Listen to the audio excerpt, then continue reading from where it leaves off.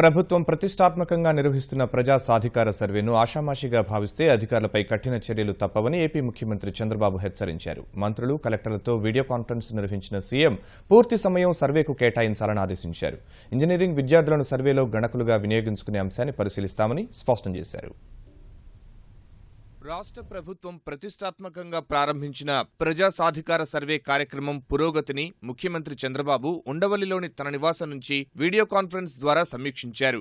మంత్రులు, ప్రజాప్రతినిధులు, జిల్లా కలెక్టర్లు, ఆర్డీఓలు, ఆర్ఎంఓలు ఇందులో పాల్గొన్నారు. పల్స్ సర్వే బృందాలకు ఇంజనీరింగ్ కళాశాలల విద్యార్థులతో శిక్షణ ఇప్పించాలన్న కడప జిల్లా ప్రొద్దుటూరు ఆర్డీఓ సూచనను స్వాగతించిన ముఖ్యమంత్రి దీనికి ఒక కార్యక్రమం రూపొందించాల్సి ఉందని తెలిపారు. ప్రతి జిల్లాకు జనాభా ప్రాతిపదికన 32 నుంచి 33 వేల బృందాలు సర్వేలో పాల్గొంటున్నాయన్న సీఎం సమాచార సేకరణలో ఖచ్చితత్వం, సమగ్రత ఉండాలని సూచించారు.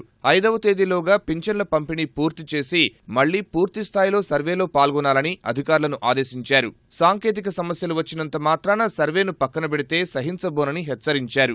వర్షాలు పడ్డాక కూడా సమగ్ర సర్వే చేశామని, బుధవారం ఒక్కరోజే 3.42 లక్షల గృహాల్లో 9.12 లక్షల మంది సమాచారం సేకరించామని సీఎం తెలిపారు. సర్వే సమగ్ర సమాచారాన్ని ప్రతిరోజు తనకు విశ్లేషించాలని ముఖ్యమంత్రి కోరారు. ఉన్నతాధికారులు, మంత్రులు అందరూ క్షేత్రస్థాయిలో పర్యటించి సమన్వయం చేసుకోవాలన్నారు. ప్రజా సాధికార సర్వేకు నెట్వర్కింగ్, ఖచ్చితత్వం, నాణ్యతతో కూడిన సమాచారం చాలా అవసరమని సీఎం చెప్పారు. ఇటీవల తాను చైనా, రష్యా, కజకిస్తాన్ దేశాల్లో పర్యటించినప్పుడు సీఎం డాష్బోర్డ్లో రియల్ టైం మానిటరింగ్ పై వివరించినప్పుడు అందరూ ఆశ్చర్యం వ్యక్తం చేశారని చంద్రబాబు తెలిపారు. తాను సాంకేతికతను పూర్తిగా వినియోగించుకుంటున్నట్లు అనంతపురం జిల్లా పెనుకొండ ఎంఆర్ఓ చెప్పగా ఆయనను ముఖ్యమంత్రి అభినందించారు.